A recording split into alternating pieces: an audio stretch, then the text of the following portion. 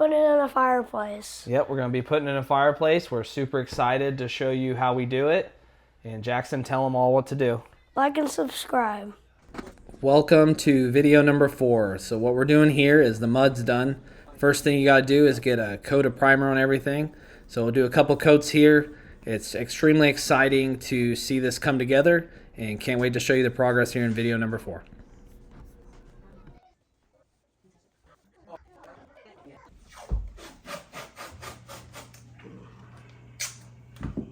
Hey producer, where you at? Are we painting? Yeah, we're gonna paint. Okay. Cool. What's going on, everybody? So update on the project. I got all the primer done, so we're gonna start painting the fireplace. Give you a little update of where we're at. This is how it looks. Turned out great. Super excited to show you all.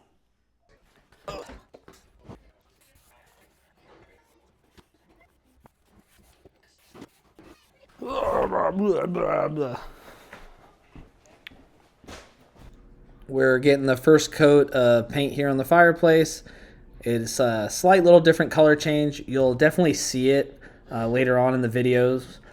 You can tell the difference of the real bright white to the color that we actually put on here.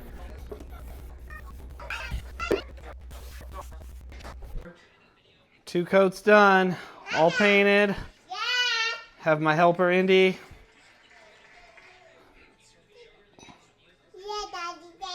Yep, your artwork's in there. Nobody will know. Hey, what's going on, everybody? So we got some rough cut lumber from the lumber mill. We're gonna start breaking it down. We're working on the fireplace mantle. Pretty excited for this build. I got 3 pieces that I'm gonna break down, put through the planer, square it up, and let's get going on this project. So what I'm doing here is because some of the boards, the width is a little bit bigger and smaller. So I'm trying to minimize moving the fence back and forth, as you can tell here. So cutting them down, getting a nice square edge.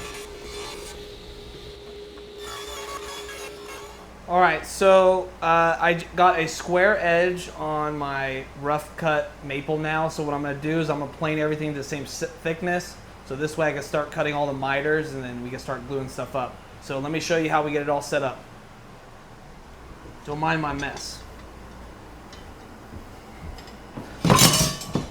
So rolling out the shop cabinet where my planer sits so I can get it out of the way and don't have to leave it in the middle of the small shop problems. What I have on the actual planer here is a 4-inch dust collector quick connect system. I love the system. It works fantastic and you can see how it hooks up. So I got one of these offcuts from the actual piece here. So what I like to do with these offcuts is I can set my height here initially so I don't cut too much off. Test.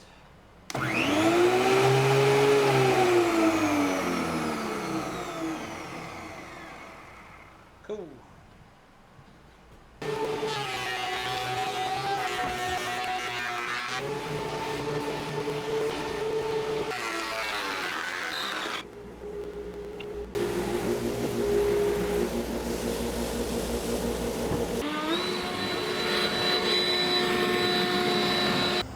Alright, so what's going on, everybody?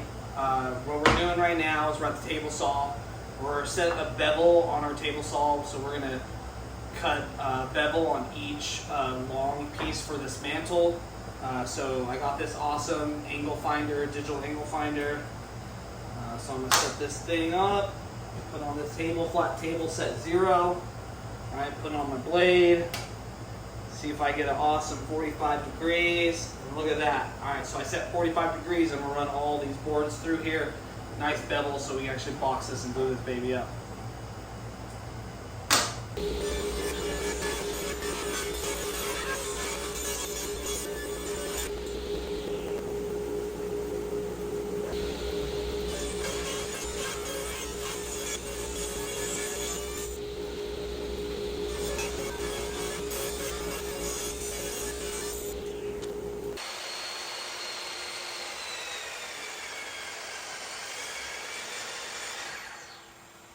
So a little advice for everybody at home, make sure you at least do a little test fit before you start putting glue everywhere. and it doesn't fit. All right, so what I'm going to show you all here is what's going to end up happening is this mantle that we're making right now is going to go all the way across the actual built-in that we did for the fireplace. And because the left and the right are set, more forward than that where the fireplace is, it's about 1 3/4 inches. So what we're going to do is we're going to notch the mantle, okay, on each side. So this is what the notch is going to look like. So, like I said, 1 3/4 inches and 5 inches. So we're going to do this on the top and the bottom of the actual mantelpiece, so it's set in sets. So for this little corner cut, I'm using the jigsaw, and I'm using a 10-inch square here to cut straight. And you can tell for some reason this side I just freehanded it. All right, not too sure how well it's going to work, but saw it on the internet, so see how well it goes here. All right. So what you see here is I'm going to be using this blue tape as basically a clamp. So I'm going to place glue on all these 45, these miters, and with the glue and the tape, what it's going to do is basically like a clamp. So these 45s are pretty hard to try to clamp up and hold together. So the tape will hold enough pressure for the glue to dry, and you won't have to use really any brad nails or clamps while you're gluing this up.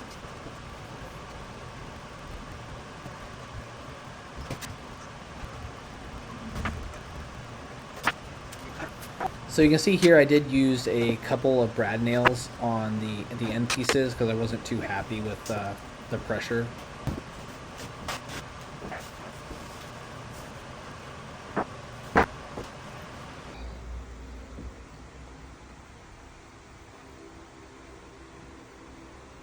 All right, so we took the tape off of the mantle. I'm pretty excited with it.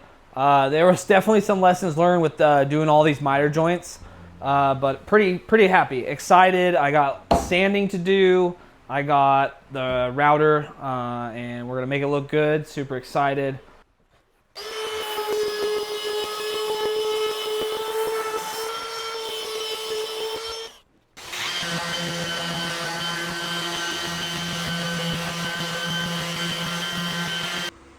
Like I said, it's nothing crazy. There's just a little bit of spots. So cleaning up, sanding it, and then I'll do a little bit of filler in some of the spots. Well, we've come to one of the parts I like.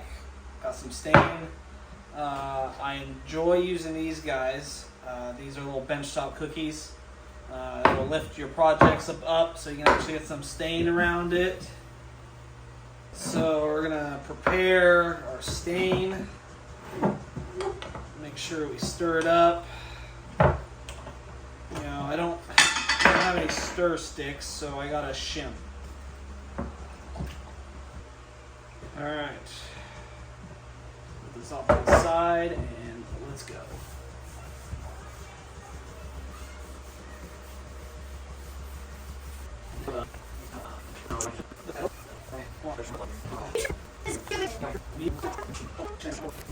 Alright, just making sure I got enough stain on it before I call it to let it dry.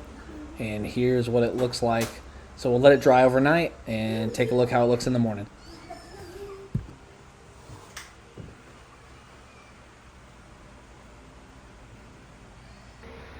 Alright, so I'm not always a super fan of having to do like 2 coats of stain. I wish it was like an easy answer, like 1 coat does it all. But it's not. So I got the 2nd coat on. It looks awesome. Excited. So I'll show you on the other side. We looking good out here.